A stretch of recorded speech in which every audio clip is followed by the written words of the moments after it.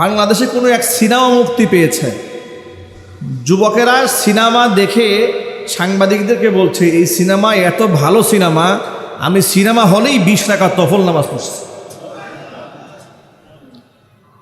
মূর্খতা, জিহালাত, অন্ধত্বতা কোন পর্যায়ে পৌঁছলে লোকেরা এমন কথা মুখে উচ্চারণ করে যে এত ভালো সিনেমা, এটা সকলের দেখা উচিত, এই সিনেমা দেখে আমি 20 টাকা নফল নামাজ সিনেমা হলের ভিতরেই পড়ছি।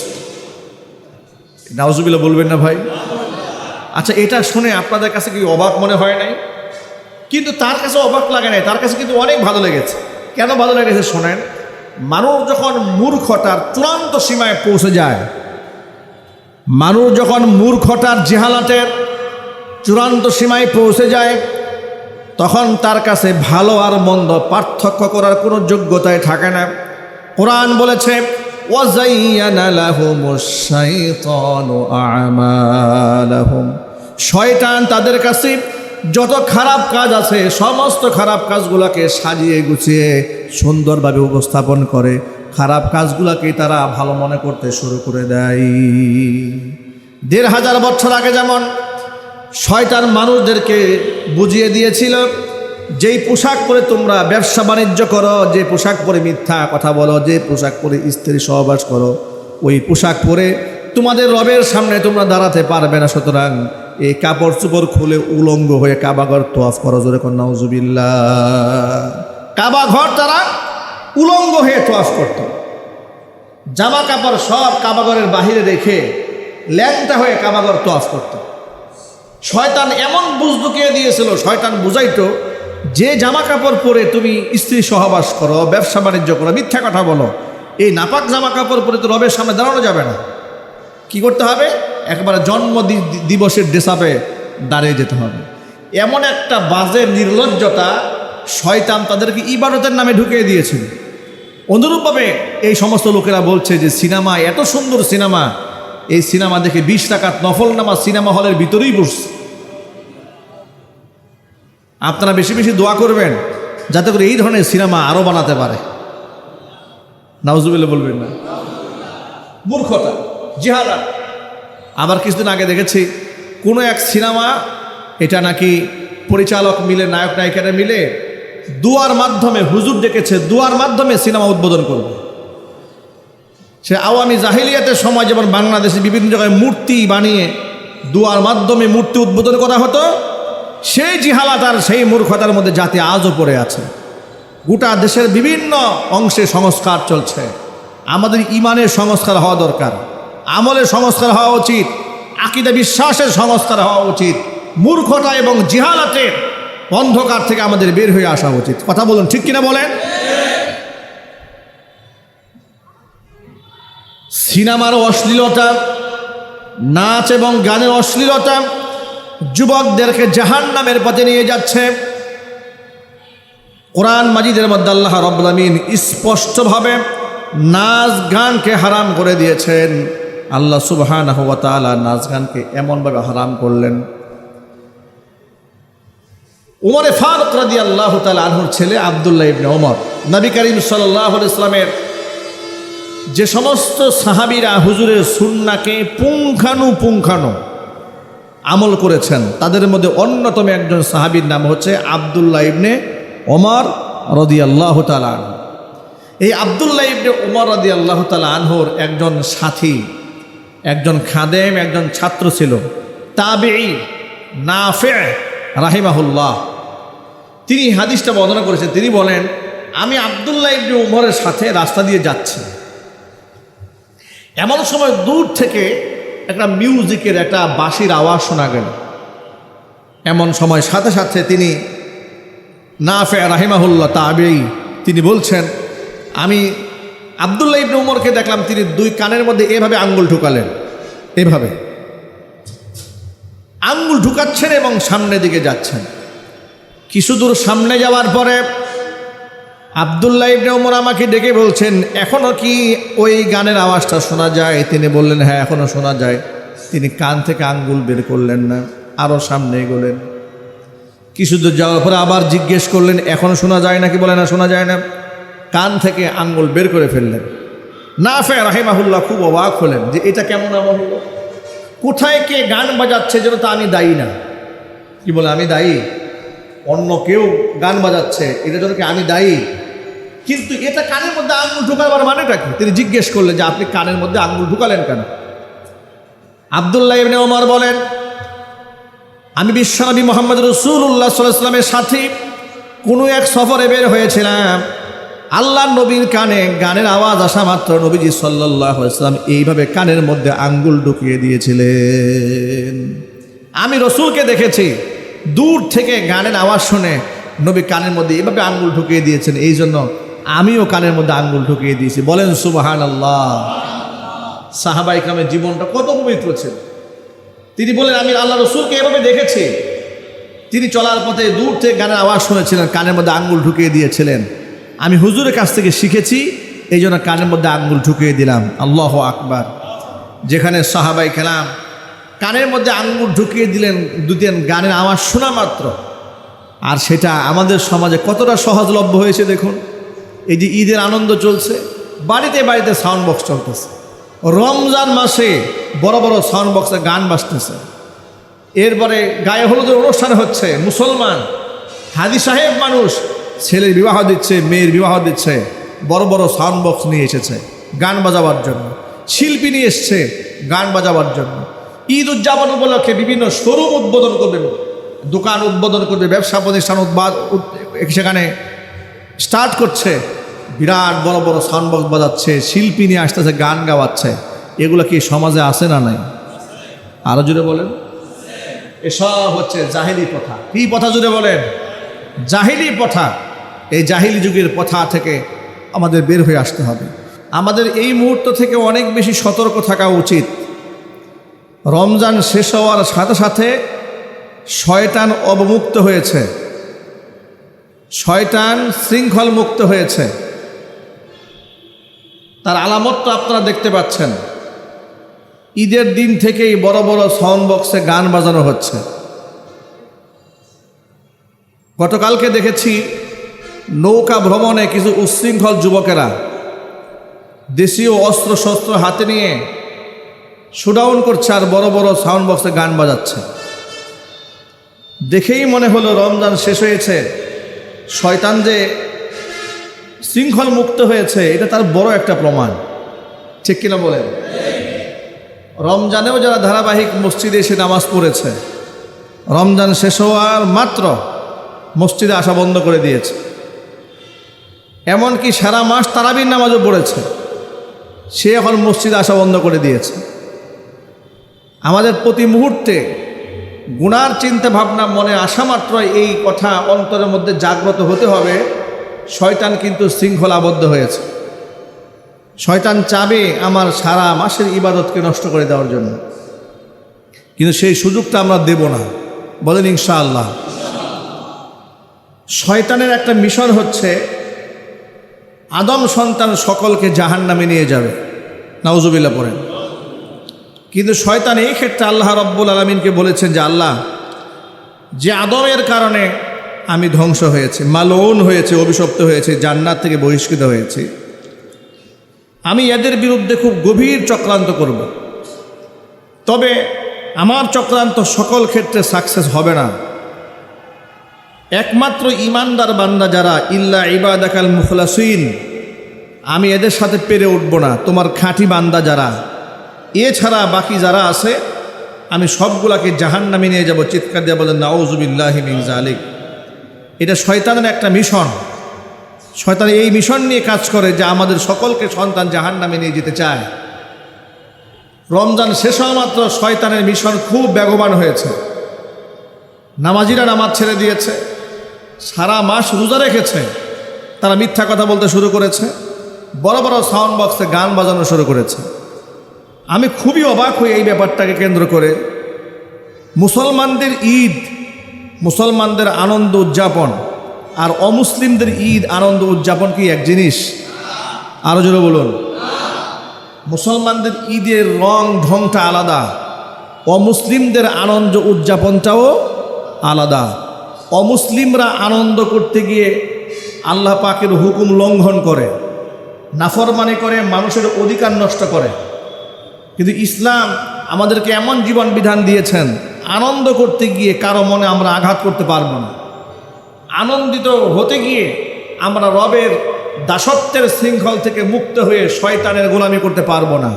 কথা ঠিক কিনা যদি বলেন? ইসলাম পরিপূর্ণ জীবন বিধান, পূর্ণাঙ্গ জীবন ব্যবস্থা ইসলামে আছে।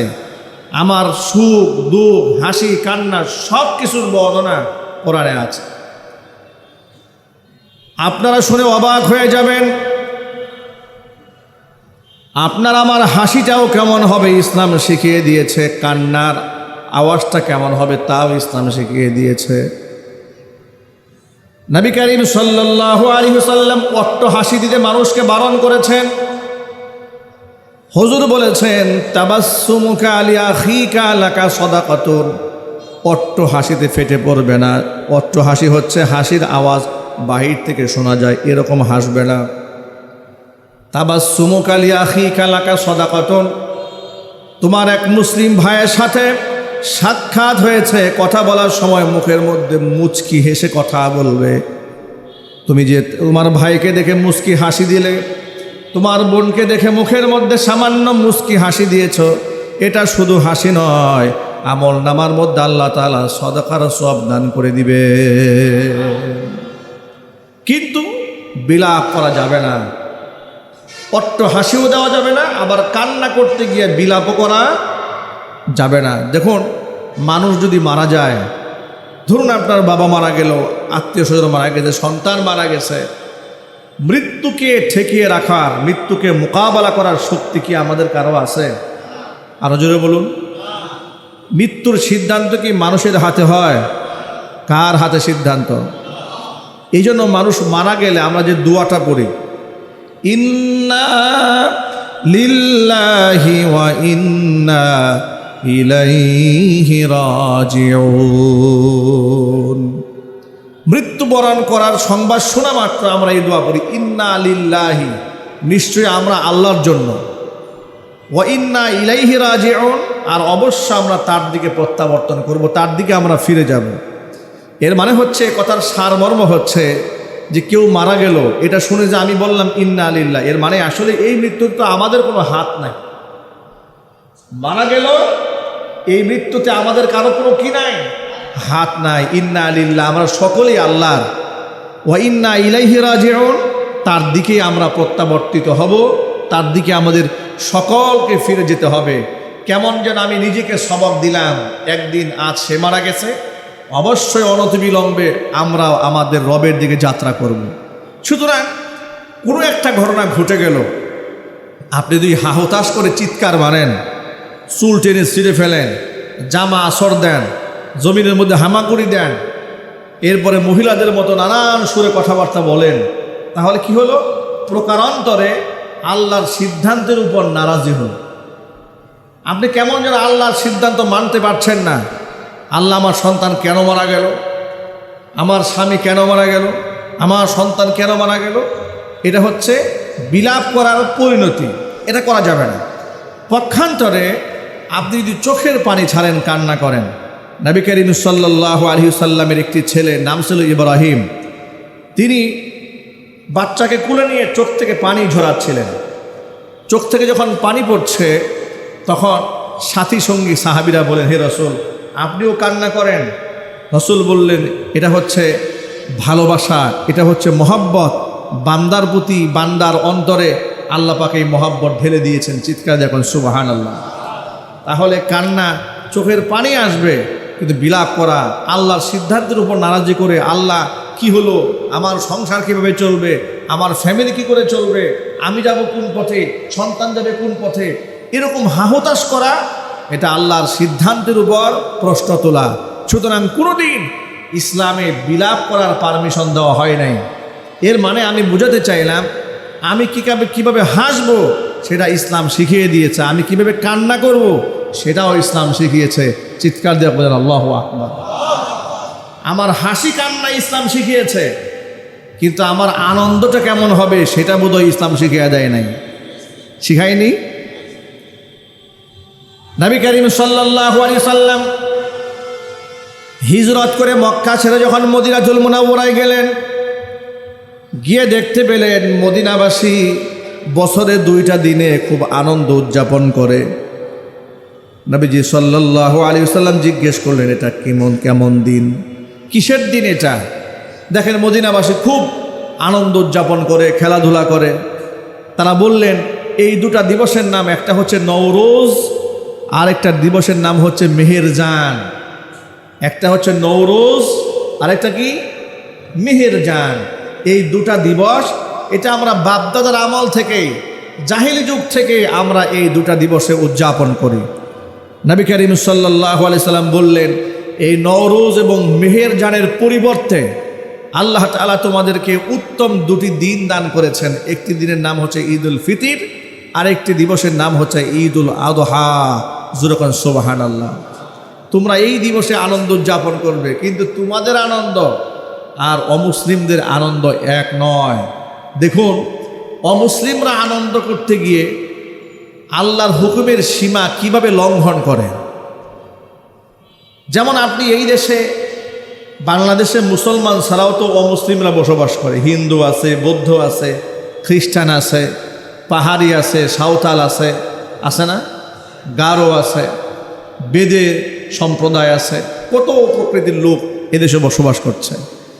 আপনারা হিন্দুদের আনন্দ উদযাপনটা দেখবেন যে তারা মূর্তি বানিয়ে তাদের সামনে বড় বড় সাউন্ড বক্স দিয়ে গান বাজাচ্ছে, নারী পুরুষ একসাথে নৃত্য করছে। আবার হোলি উৎসবের নামে একজন আরেকজনের গায়ের উপর গিয়ে পড়ছে, গা দিয়ে রং মাখামাখি করছে হাত দিয়ে। আসে না নাই জুড়ে বলেন? এই যে এটা তাদের একটা আনন্দ, এটা তাদের ধর্মীয় সংস্কৃতি। আমার ধর্ম আমাকে এর কোনো পারমিশন দেয়নি। ওরা যেটাকে ধর্ম মনে করে আনন্দ উদযাপন করে, আর ওই কাজটায় আমার ধর্মে টোটালি হারাম ঘোষণা করেছে। ঠিক কিনা বলেন? আপনি কি পরনারীর গা স্পর্শ করতে পারবেন? আরো জোরে বলেন। সেই সুযোগ কি ইসলামে আছে? তারা গার মধ্যে রং মাখামাখি করছে। আবার এই বিপদগামী কাজে মুসলমানদের অংশগ্রহণ করাবার মাধ্যমে সাংবাদিকরা মুসলিম যুবকদের কাছ থেকে স্টেটমেন্ট নিচ্ছে। তারা বলছে, ধর্ম বর্ণ নির্বিশেষে আমরা আনন্দ ভাগাভাগি করেছি। ঘৃণার সাথে বলেন নাউজুবিল্লাহি মিন যালিক। ধর্মীয় উৎসবে আপনি ধর্ম বর্ণ বাদ দেন কি করে? উৎসব তো ধর্মীয়। আপনি যদি বলেন ধর্ম বর্ণ নির্বিশেষে, নির্বিশেষ হওয়ার তো সুযোগ নাই। ধর্মীয় কালচার, ধর্মীয় অনুষ্ঠান, আপনারা যেটা ইবাদত মনে করছেন সেটা আমার কাছে হারাম, আর আমি যেটা ইবাদত মনে করি সেটা আপনার দৃষ্টিকোণ থেকে হারাম। কথা ঠিক কিনা জোরে বলেন? অমুসলিমদের পূজা মণ্ডপে গিয়ে কিংবা হোলি উৎসবে গিয়ে আমরা যদি মাখামাখি করি, এটা যদি ধর্ম বর্ণ নির্বিশেষে হয়, আমাদের কুরবানির ঈদের সময় কি হিন্দু সম্প্রদায়ের লোকদেরকে দাওয়াত দিলে তারা কি গরুর গোশত খেয়ে আনন্দ উদযাপন করবে? আরো জোরে বলুন। তারা কি বলবে যে না না না, এটা আমাদের ধর্মীয় দৃষ্টিতে ঠিক না। তো তুমি তোমার ধর্মের জায়গায় ঠিক আছো, তাহলে আমার ধর্মকে ধ্বংস করে তোমার ধর্মীয় কাজে অংশগ্রহণ করার মাধ্যমে জাতিকে কি মেসেজ দিলে? তোমরা এই মেসেজটা দিয়েছ, আসলে তোমরা ধর্ম বর্ণ নির্বিশেষে বললেও তোমাদের মতো সাম্প্রদায়িক এই জমিনে আর কেউ নাই। কথা বলতে হবে, ঠিক কিনা বল? ওরা অসাম্প্রদায়িক চেতনার কথা বলে মুসলিমদেরকে মুশরিক বানাবার চেষ্টা করছে। আমি এখান থেকে আপনাদেরকে এই সবকটা শোনাতে চাই। ইসলামে আনন্দের একটা স্বাতন্ত্র অধ্যায় আছে। ইসলামের আনন্দ আর অমুসলিমের আনন্দ এক নয়। ইসলামের আনন্দের মধ্যে আছে তৃপ্তি, এর মধ্যে আছে ত্যাগ, এর মধ্যে আছে ভালোবাসা। ঈদ উল ফিতরে আপনি নামাজ আদায় করতে আসতেছেন, আসার আগে দিয়ে সদাকাতুল ফিতর আদায় করে আসলেন, দরিদ্র অসহায় মানুষকে আনন্দের মধ্যে সামিল করলেন। এটাকে ইসলাম বলে। জোরে বলেন সুবহানাল্লাহ। ঈদ উল ফিতর, ঈদগাহে হাজার হাজার মানুষ জমা হয়েছে, একত্রিত হয়ে আল্লাহর সামনে চোখের পানি ছেড়ে কান্না করতেছেন যে আল্লাহ, এই আনন্দে আমার পিতা নাই মাতা নাই, দুনিয়া থেকে চলে গেছে, আল্লাহ কবরে আযাবকে মাফ করে দাও। আল্লাহ রাব্বুল আলামিনের ওয়াদা আছে, সারা মাস সিয়াম সাধনা করে যে ব্যক্তি ঈদ উল ফিতর উদযাপন করতে আসে, আল্লাহ পাক এই ব্যক্তির দোয়াকে ফিরিয়ে দেন না। দোয়া করতে দেরি হয়, রবের কাছে কবুল হতে দেরি হয় না। ইসলামে আনন্দের একটা স্বাতন্ত্র্য আছে। আমার আনন্দ আর অমুসলিমের আনন্দ এক নয়। এ কথা দিয়ে আমি প্রিয় ভাইদেরকে বুঝাতে চেয়েছি, শাওয়াল শুরু হয়েছে, ঈদের দিন থেকেই আমি দেখেছি লোকেরা বড় বড় সাউন্ড বক্সে গান বাজাচ্ছে, শহরের মধ্যে রেলি করে বেড়াচ্ছে, এমনকি নারী পুরুষ একসাথে ডান্স করছে ঘিন্নার সাথে। নাউজুবিল্লাহ পড়ে। আমাদের কি রমাদানুল মুবারকের শিক্ষা সারা বছর ধরে রাখার দরকার আছে না ভাই? ইনশাল্লাহ আমরা পারবো তো ইনশাল্লাহ। আল্লাহ যেন কবুল করে, জোরে বলেন আমিন। গান বাজনা ইসলামে হালাল না হারাম? আরো জোরে বলতে হবে। অথচ এই গান বাজনাটা এটাকে আমরা শুধু হালালি বানিয়েছি না, আবার আনন্দের উপকরণ বানিয়েছি। আনন্দের উপকরণ। গতকালকে অনলাইনে দেখেছি একটি সংবাদ মাধ্যমে বাংলাদেশে কোনো এক সিনেমা মুক্তি পেয়েছে। যুবকেরা সিনেমা দেখে সাংবাদিকদেরকে বলছে, এই সিনেমা এত ভালো সিনেমা, আমি সিনেমা হলেই 20 টাকা তফল নামাজ পড়ছি। মূর্খতা, জিহালাত, অন্ধত্বতা কোন পর্যায়ে পৌঁছলে লোকেরা এমন কথা মুখে উচ্চারণ করে যে এত ভালো সিনেমা, এটা সকলের দেখা উচিত। এই সিনেমা দেখে আমি 20 টাকা নফল নামাজ সিনেমা হলের ভিতরেই পড়ছি। নাউজুবিল্লাহ বলবেন না ভাই? আচ্ছা, এটা শুনে আপনাদের কাছে কি অবাক মনে হয় নাই? কিন্তু তার কাছে অবাক লাগে নাই, তার কাছে কিন্তু অনেক ভালো লেগেছে। কেন ভালো লেগেছে শোনেন। মানুষ যখন মূর্খতার চূড়ান্ত সীমায় পৌঁছে যায়, মানুষ যখন মূর্খতার জেহালাতের চূড়ান্ত সীমায় পৌঁছে যায়, তখন তার কাছে ভালো আর মন্দ পার্থক্য করার কোনো যোগ্যতাই থাকে না। কোরআন বলেছে, ওয়াযায়্যানা লাহুমুশ শাইতানু আ'মালাহুম, শয়তান তাদের কাছে যত খারাপ কাজ আছে সমস্ত খারাপ কাজগুলোকে সাজিয়ে গুছিয়ে সুন্দরভাবে উপস্থাপন করে, খারাপ কাজগুলোকে তারা ভালো মনে করতে শুরু করে দেয়। ১৫০০ বছর আগে যেমন শয়তান মানুষদেরকে বুঝিয়ে দিয়েছিল, যেই পোশাক পরে তোমরা ব্যবসা বাণিজ্য করো, যে পোশাক পরে মিথ্যা কথা বলো, যে পোশাক পরে স্ত্রী সহবাস করো, ওই পোশাক পরে তোমাদের রবের সামনে তোমরা দাঁড়াতে পারবে না। সুতরাং এই কাপড় চোপড় খুলে উলঙ্গ হয়ে কাবাঘর তোয়াফ করো। জোরে কোন নাউজুবিল্লাহ। কাবাঘর তারা উলঙ্গ হয়ে তোয়াফ করত, জামা কাপড় সব কাবাঘরের বাহিরে রেখে ল্যাংটা হয়ে কাবাঘর তোয়াফ করত। শয়তান এমন বুঝ ঢুকিয়ে দিয়েছিল, শয়তান বুঝাইতো যে জামা কাপড় পরে তুমি স্ত্রী সহবাস করো, ব্যবসা বাণিজ্য করো, মিথ্যা কথা বলো, এই নাপাক জামা কাপড় পরে তো রবের সামনে দাঁড়ানো যাবে না। কি করতে হবে? একবারে জন্ম দিবসের ড্রেসআপে দাঁড়িয়ে যেতে হবে। এমন একটা বাজে নির্লজ্জতা শয়তান তাদেরকে ইবাদতের নামে ঢুকিয়ে দিয়েছিল। অনুরূপভাবে এই সমস্ত লোকেরা বলছে যে সিনেমা এত সুন্দর সিনেমা, এই সিনেমা দেখে 20 টাকা নফল নামাজ সিনেমা হলের ভিতরেই বসছে। আপনারা বেশি বেশি দোয়া করবেন যাতে করে এই ধরনের সিনেমা আরো বানাতে পারে। নাউজুবিল্লাহ বলবেন না? মূর্খতা, জিহালাত। আবার কিছুদিন আগে দেখেছি কোনো এক সিনেমা, এটা নাকি পরিচালক মিলে, নায়ক নায়িকারা মিলে দুয়ার মাধ্যমে, হুজুর ডেকেছে দুয়ার মাধ্যমে সিনেমা উদ্বোধন করবে। সে আওয়ামী জাহিলিয়াতের সময় যেমন বাংলাদেশে বিভিন্ন জায়গায় মূর্তি বানিয়ে দুয়ার মাধ্যমে মূর্তি উদ্বোধন করা হতো, সেই জিহালাত আর সেই মূর্খতার মধ্যে জাতি আজও পড়ে আছে। গোটা দেশের বিভিন্ন অংশে সংস্কার চলছে। আমাদের ইমানের সংস্কার হওয়া দরকার, আমলের সংস্কার হওয়া উচিত, আকীদা বিশ্বাসের সংস্কার হওয়া উচিত। মূর্খতা এবং জিহালাতের অন্ধকার থেকে আমাদের বের হয়ে আসা উচিত। কথা বলুন, ঠিক কিনা বলেন? সিনেমার অশ্লীলতা, নাচ এবং গানের অশ্লীলতা যুবকদেরকে জাহান্নামের পথে নিয়ে যাচ্ছে। কোরআন মাজিদের মধ্যে আল্লাহ রাব্বুল আলামিন স্পষ্টভাবে নাচ গানকে হারাম করে দিয়েছেন। আল্লাহ সুবহানাহু ওয়া তাআলা নাচ গানকে এমনভাবে হারাম করলেন,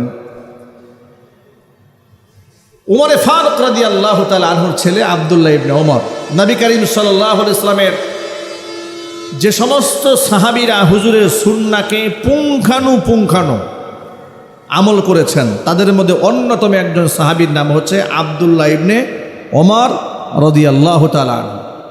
এই আব্দুল্লাহ ইবনে ওমর রাদিয়াল্লাহু তাআলা আনহুর একজন সাথী, একজন খাদেম, একজন ছাত্র ছিল তাবিঈ নাফি' রাহিমাহুল্লাহ।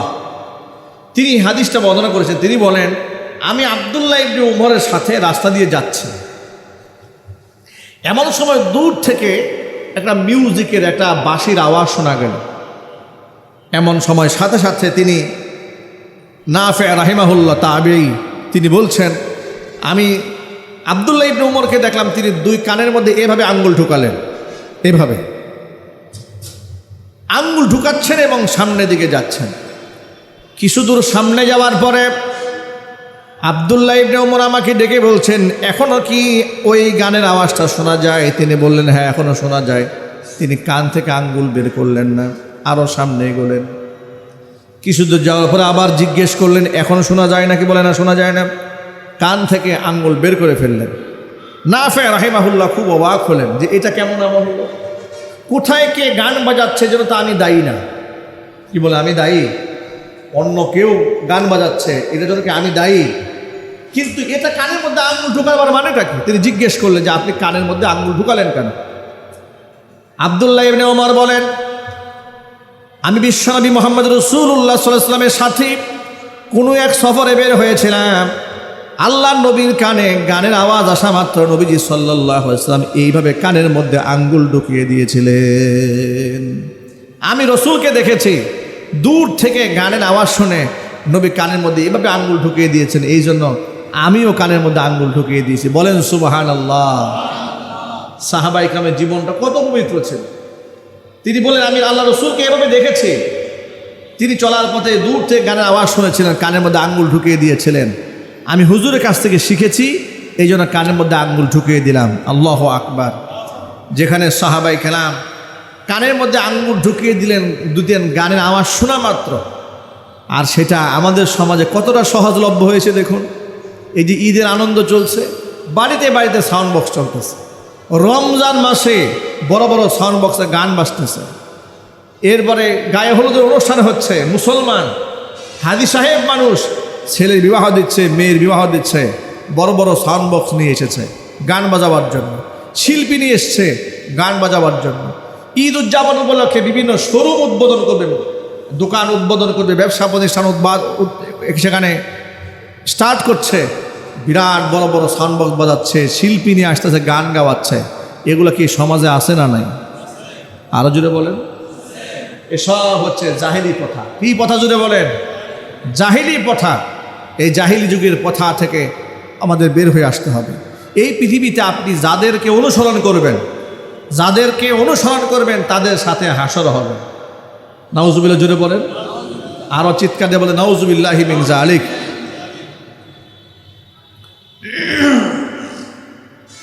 ভাইরা আমার, নবীজি সাল্লাল্লাহু আলাইহি ওয়াসাল্লামের জামানায় মক্কাতুল মুকাররমার এক কুখ্যাত ব্যবসায়ী ছিল, কাফের। নাম ছিল নজর ইবনে হারেস। নাম কি? সবাই বলেন, নাম কি? নজর ইবনে হারেস। মক্কাতুল মুকাররমার এক কুখ্যাত ব্যবসায়ী ছিল নজর ইবনে হারেস। ব্যবসায়ী ছিল ওই সময়কার। নজর ইবনে হারেস সিরিয়াতে গিয়েছে ব্যবসা করার জন্য, শামে গেছে ব্যবসা করার জন্য। ব্যবসা করতে গিয়ে দেখে সেখানে এক সুন্দরী গায়িকা, একটা মেয়ে গান গাচ্ছে, আর তার গানের কণ্ঠের আওয়াজ এতটা সুমধুর, কণ্ঠ শোনার জন্য চতুর্দিক থেকে মানুষ ভিড় জমায় দাঁড়ায় আছে। আমাদের দেশে ফুটপাতে দেখবেন বিভিন্ন সময় শিল্পী টিল্পীরা গান টান গায়, আর লোকেরা ভিড় জমায় এগুলো শোনে, ঠিক না? নজর ইবনে হারেস দেখলো যে এত সুন্দর শিল্পী, এত সুন্দর কণ্ঠ, একটা বাদী দাসী, সে তো বড় ব্যবসায়ী, টাকা পয়সার অভাব নাই। সে মনে মনে সিদ্ধান্ত নিল, মক্কাতুল মুকাররমায় মুহাম্মদ সাল্লাল্লাহু আলাইহি ওয়াসাল্লাম কোরআন তেলাওয়াত করলে মানুষ এইভাবে জমায়েত হয়ে যায়। সুবহানাল্লাহ বলে। আল্লাহ রসুল যখন কোরআন তেলাওয়াত করতেন, হুজুরের কণ্ঠে কোরআন শোনার জন্য এরকম শত শত লোক চতুর্দিক থেকে ভিড় জমায় দাঁড়িয়ে যেত। কোরআনের আকর্ষণ আছে না নাই? আরো জোরে বলুন। পৃথিবীতে কোরআনের সুরের চাইতে শ্রেষ্ঠ সুর আর নাই। তো নজর ইবনে হারেস মনে মনে ভাবলো, মুহাম্মদ সাল্লাল্লাহু আলাইহি ওয়াসাল্লামের কোরআনের বিকল্প পেয়ে গেছে। মুহাম্মদ কোরআন পড়লে সমস্ত মানুষ দাঁড়িয়ে শোনে, আমি যদি এর থেকেও আপডেট ভার্সন এই শিল্পীটাকে নিয়ে মক্কার বাজারে দাঁড় করায় দিতে পারি, তাহলে আর মুহাম্মদ সাল্লাল্লাহু আলাইহি ওয়াসাল্লামের কোরআন না শুনে সব মানুষ সেখান থেকে ফিরে এসে গান শোনা শুরু করবে। এই চিন্তা চেতনা নিয়ে সে বিদেশের বাজার থেকে একটা শিল্পী, একটা গায়িকা খরিদ করে নিয়ে আসছে, এসে মক্কাতুল মুকাররমার বাজারের মধ্যে উঠাইছে। উঠায় দেওয়ার পরে সে গান শোনানো শুরু করলো, চতুর্দিক থেকে মানুষ এসে গান শোনা শুরু করলো। এমন ভয়াবহ পরিস্থিতিতে কোরআনের আকর্ষণ নষ্ট করার জন্য শয়তান এই পলিসি অবলম্বন করেছে। এর শানে সূরা লুকমানে আল্লাহ তাআলা আয়াত নাযিল করেছেন।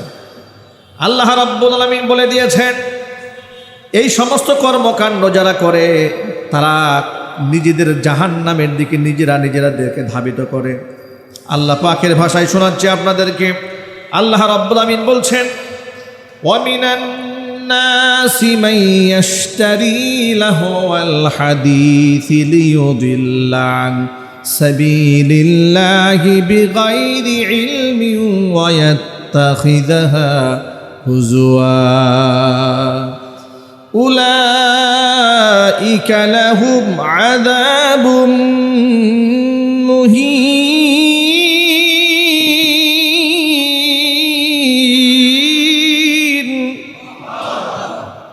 আল্লাহ পাক বলছেন, ওয়ামিনান নাস, মানুষের মধ্যে এমন কিছু ব্যক্তি আছে, মাইয়াশতারি লাহওয়াল হাদিস, অনর্থক কথামালা খরিদ করে নিয়ে আসে, অনর্থক গান বাজনার শিল্পী নিয়ে আসে, লিয়ুদিল্লা আন সাবিলিল্লাহি বিগাইরি ইলমিন, অজ্ঞতাসারে মানুষদেরকে আমি আল্লাহর পথ থেকে দূরে সরিয়ে দেওয়ার চেষ্টা করে, ওয়াত্তাখিযাহা হুজুয়া, খেল তামাশার পাত্র হিসেবে সেগুলাকে গ্রহণ করে।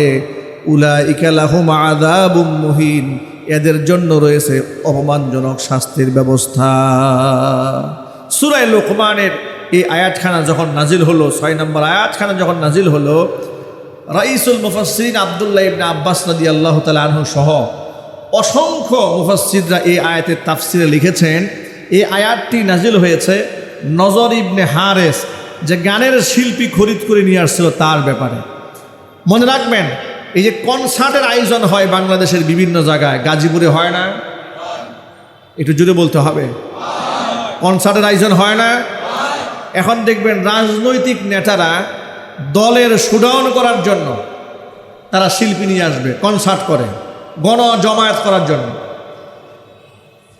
কনসার্টের এই যে আয়োজন, এটা পৃথিবীতে নতুন নয়। মক্কাতুল মুকাররমায় ১৫০০ বছর আগে নজর ইবনে হারেস বিদেশ থেকে শিল্পী এনে মানুষ জমা করেছিল কোরআনের বিকল্প হিসেবে।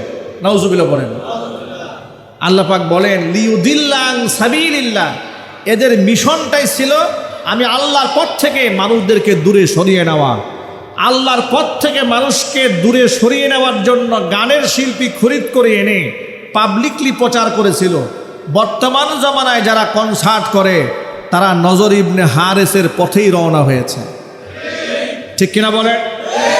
নজর ইবনে হারেস তো শিল্পী এনেছিল আল্লাহর পথ থেকে মানুষকে দূরে সরিয়ে দেওয়ার জন্য। বর্তমানে গানের যারা কনসার্ট করে তারা কি আল্লাহর পথে ডাকার জন্য নাকি আল্লাহর পথ থেকে দূরে সরিয়ে দেওয়ার জন্য? আল্লাহর পথ থেকে মানুষদেরকে দূরে সরিয়ে দেওয়ার জন্য এই কাজগুলো তারা করছে। যে কাজ, যে পথ এবং পদ্ধতি মানুষদেরকে আল্লাহর দাসত্ব থেকে, আল্লাহর পথ থেকে দূরে সরিয়ে দেয়, কোনো মুসলমান জেনে শুনে সেই পথে পা বাড়াতে পারে? আরও চিৎকার দিয়ে বলুন, পারে? তাহলে কনসার্টের সাথে, গানের আয়োজনের সাথে, মিউজিকের সাথে আমাদের কোনো সম্পর্ক থাকবে না। বলেন না ইনশাআল্লাহ? জুড়ে বলুন ইনশাআল্লাহ। আমার ঘরে কোনো গান বাজবে না, আমার ঘরে কোনো সাউন্ড বক্সে মিউজিক বাজবে না, ইনশাআল্লাহ বলেন। আমার কোনো সন্তানকে আমি কোনো প্রকার কনসার্টে যেতে দেব না।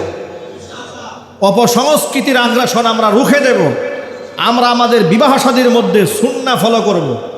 আজকে দেখুন বাংলাদেশের বিবাহ শাদীগুলো সুন্নাহ ফলো না করার কারণে কি অবস্থা হচ্ছে? ডিভোর্স হচ্ছে, তালাক হচ্ছে, প্রতিনিয়ত লক্ষ লক্ষ টাকা খরচ করে বিবাহ হচ্ছে, 1 মাস যেতে না যেতে ডিভোর্স হয়ে যাচ্ছে, ঠিক কিনা বলেন? আল্লাহর রহমত নাই তো এই সমস্ত বিবাহেতে। যে বিবাহতে আল্লাহর হুকুম থাকে না, রসুলের সুন্নাহ থাকে না, পশ্চিমা কালচার থাকে, ভারতের মুশরিকদের কালচার থাকে, সেই বিবাহের মধ্যে বারাকা থাকবে না। আপনাদেরকে আমি সতর্ক করে দিতে চাই, আমাদের মুসলিমদের বিবাহে গায়ে হলুদের অনুষ্ঠানের নামে কোনো প্রকারের গান বাজনা আমরা প্রশ্রয় দেব না, বলেন ইনশাআল্লাহ। সামাজিকভাবে এগুলো বন্ধ করা দরকার আছে না নাই? কিন্তু অবাক বিষয় কি, কেউ জোরে গান বাজাচ্ছে, তাকে একটু বুঝাইয়া যদি আপনি বলতে যান যে ভাই গান বাজায় না, এলাকাবাসী ক্ষতি হচ্ছে, তারা মুখের উপর বলে বসবে কি মিয়া আপনার টাকা দিয়ে সাউন্ড বক্স কিনছি। কথা বলে না কেন? বলবে কিনা জোরে বলেন? আপনার টাকা দিয়ে সাউন্ড বক্স কিনেছি, এর বিল কি আপনি দেবেন না আমি দেবো? বলে আপনি দেবেন, তাহলে আপনার অসুবিধা কি? আপনি তাকে বলবেন আপনার টাকা দিয়ে সাউন্ড বক্স কিনেছেন, আপনার কান পর্যন্ত সীমাবদ্ধ রাখেন, আপনাকে আমি কান ভাড়া দেই নাই। কথা বলতে হবে, ঠিক কিনা বলেন? আপনি সাউন্ড বক্স কিনেছেন কিন্তু আপনি আমার কান কিনেন নাই। আমি আমার কানের অধিকার রাখি, স্বতন্ত্র অধিকার রাখি। মিউজিক দিয়ে কেউ যদি অপসংস্কৃতির আগ্রাসন সমাজে দাঁড় করে দিতে চায়, আমরা হযরত উমর রাদিয়াল্লাহু তাআলা আনহুর ভূমিকা উত্তীর্ণ হয়ে যাব। তখন আমরা আবু বকরের ভূমিকায় থাকবো না, আমরা উমরের ভূমিকায় উত্তীর্ণ হব, বলেন ইনশাআল্লাহ। আমরা নমনীয় থাকবো না, আমরা অন্যায়ের বিরুদ্ধে রুখে দাঁড়াবো, আমরা বলি ইনশাআল্লাহ। মাঝে মাঝে এই দৃশ্য আমরা দেখি, আলহামদুলিল্লাহ, যুবকরা গান বাজাচ্ছে বা এলাকাবাসী ধাওয়া দিচ্ছে, দেখে ভালো লাগে যে প্রতিবাদ করতে শিখেছে মানুষ, ঠিক কিনা? এলাকাবাসী প্রতিবাদ করতে শিখেছে, এই দৃশ্যগুলো আমাদের ভালো লাগে। আল্লাহ তাআলা আমাদের বুঝার তৌফিক দান করেন।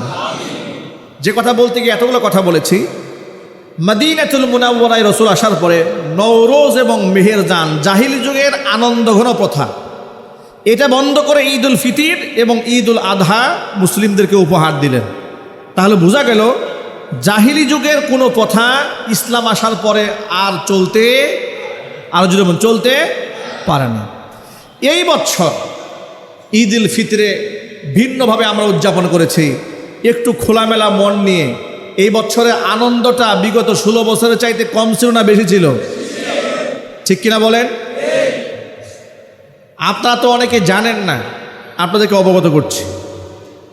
2021 সালে, এই তথ্যটা আমি কখনো মাইকলি বলি নাই, পাবলিকলি প্রচার করি নাই। 2021 সালে, যেহেতু আমি দীর্ঘ প্রায় 1 যুগের উপরে ইসলামপুর কেন্দ্রীয় ঈদগাহ ময়দানে ঈদের নামাজ পড়ায়, বোটবাজার কেন্দ্রীয় মসজিদে দায়িত্ব গ্রহণ করেছিলাম 2015 সালে, আর এখন 2025 সাল। কত বছর হলো? 10 বছরের মাঝখানে 3 বছর, 3.5 বছরের কাছাকাছি সময় ধরে আওয়ামী জাহিলিয়াতের আমলে আমাকে মসজিদে জুমার খুতবা দিতে দেওয়া হয় নাই, ঠিক কিনা বলেন? যে 2021 সালে আল্লামা মামুনুল হক হাফিজাহুল্লাহ অ্যারেস্ট হলেন, আমাকে মিথ্যা মামলা দেওয়ার জন্য কি পরিমাণ পায়তারা গাজীপুরের হয়েছে, কি পরিমাণ ষড়যন্ত্র হয়েছে, তার কোনো সীমা ছিল না। এমনকি ওই বছরে ঈদুল ফিতরের নামাজ আমি মাঠে গিয়ে পড়ব, সেটাও প্রশাসন আমাকে পারমিশন দেয় নাই। এই তথ্য আপনারা অনেকে জানেন না, আজকে প্রথম বললাম আপনাদেরকে, পাবলিকলি বলিনি আগে। ঈদুল ফিতরের নামাজ আমি মাঠে গিয়ে পড়ব, সে পারমিশন দেওয়া হয় নাই। বলছে আপনার পিছনে লোক লাগা আছে, ঈদুল ফিতরে গেলে নিরাপত্তার ব্যাপারে আমরা কিছু বলতে পারবো না। নাউজুবিল্লাহ পড়েন। ঈদুল ফিতরের নামাজ আমাদেরকে ঈদগাহে গিয়ে তারা আদায় করতে দেয় নাই। আজকে ওরা ভব করে ঘুরে বেড়াচ্ছে আর ফেসবুকে পোস্ট করে আমাদের কোনো ঈদ নাই, আমাদের কোনো আনন্দ নাই। আমরা ওদেরকে বলি, তোমরা বিগত 16টা বছর এদেশের মুসলমানদের আনন্দ কেড়ে নিয়েছিলে। 6 মাসেই পাগল হয়ে গিয়েছিল, অপেক্ষা করেন 16 বছর। এদেশের মুসলমানরা ধৈর্য ধরেছে পরকালের বিনিময়ে আসায়, আর এদের তো পরকাল নাই। এদের যদি পরকাল থাকতো এতগুলো আলেমের উপর নির্যাতন করতে পারতো না। কথা বলতেন, ঠিক কিনা বলেন? পরকাল নাই বিদায় 7 মাসে এগুলো সব আদা পাগলা হয়ে গেছে। কারণ প্রাপ্তি বলতে যা আছে দুনিয়াতে, পরকালে বিশ্বাস নাই। তো পরকালে বিশ্বাস যার আছে সে আয়না ঘর বানিয়ে মানুষকে নির্যাতন করতে পারে না। আমাদেরকে ঈদুল ফিতর উদযাপন করতে দেয় নাই। ওরা আজকে ফেসবুকে আবেগ ঘন স্ট্যাটাস দেয়, আমাদের কোনো ঈদ নাই, আমাদের কোনো আনন্দ নাই। যারা তোমরা হাজারো লাখো কোটি মানুষের ঈদের আনন্দ কেড়ে নিয়েছিলে, সেদিন মনে ছিল না এই কষ্টের কথা? তাদের ঘরে সন্তান ছিল না, তাদের ঘরে ফ্যামিলি ছিল না, তোমরা মানুষের মুখের হাসি কেড়ে নিয়েছিলে। আল্লাহ রাব্বুল আমিন তোমাদের কলিজার সমস্ত সুখ এবং শান্তি কেড়ে নিয়ে জাহান্নামের আগুন দুনিয়াতেই জ্বালিয়ে দিয়েছেন। সব ফয়সালা কার হাতে? আল্লাহ পাকের হাতে। এই বছর মানুষ মন খুলে ঈদের আনন্দ ভাগাভাগি করেছে। মানুষের মনে কোনো ভয় ছিল না, ত্রাস ছিল না। চিল্লায় এখন আলহামদুলিল্লাহ। এই বছর ঈদ উল ফিতরের ঢাকা শহর একটা র্যালি হয়েছে, ঈদ আনন্দ র্যালি করেছে। আসিফ মাহমুদ উপদেষ্টা, তার নেতৃত্বে নাকি এটা হয়েছে। যাই হোক, ঈদ র্যালি হয়েছে, এটা প্রশংসার দাবিদার, ভালো, এটা পজিটিভলি নেওয়া যায়। কিন্তু সেই ঈদ র্যালিতে বড় বড় মূর্তি সামনে রেখে তারা মিছিল করেছে। আমি শুনেছি চারুকলা ইনস্টিটিউটের পক্ষ থেকে নাকি এগুলো করা হয়েছে। আমার পক্ষ থেকে আজকের জুমার মিম্বার থেকে আমাদের খুব স্পষ্ট বার্তা, রাষ্ট্র স্বাধীন হয়েছে এদেশের মুসলমানদের রক্তের বিনিময়ে। জুলাই আগস্টে অসংখ্য মুসলিমরা রক্ত দিয়েছে, আলেম ওলামারা রক্ত দিয়েছে, তুলামারা রক্ত দিয়েছে, ওলামারা রক্ত দিয়েছে। বিগত জীবনের জেল জরিমানা সংগ্রামে এদেশের তাওহিদি মুসলমান সবসময় রাজপথে ছিল, যার জন্য নতুন একটা বাংলাদেশ আমরা পেয়েছি। আনন্দ উদযাপন হবে, র্যালি হবে, কোনো অসুবিধা নাই। কিন্তু সেই র্যালির মধ্যে মুসলমানদের আনন্দকে নষ্ট করে দিয়ে সুপরিকল্পিতভাবে মূর্তির মিছিল হবে, এটা কিন্তু আমরা বরদাস্ত করতে পারবো না। উপদেষ্টা আসিফ মাহমুদকে বলছি, আপনি জনগণের কাছে এই জন্য দুঃখ প্রকাশ করবেন। আপনি মুসলমানের সন্তান, আপনার সামনে কি করে মূর্তি নিয়ে মুসলমানদের আনন্দ অনুষ্ঠানে র্যালি হতে পারে? পহেলা বৈশাখে মুসলমানদের দেশে বৈশাখ উদযাপনের নামে যে পরিমাণ শিরকি কালচার তারা প্রমোট করেছে, সেই শিরকি কালচার আজকে মুসলমানদের ঈদ যাত্রার মধ্যে করা হবে। মুসলমান আগামী ভবিষ্যতে এমন কর্মকাণ্ড কেউ করে, তাহলে মুসলমান রাজপথে নামতে বাধ্য হবে।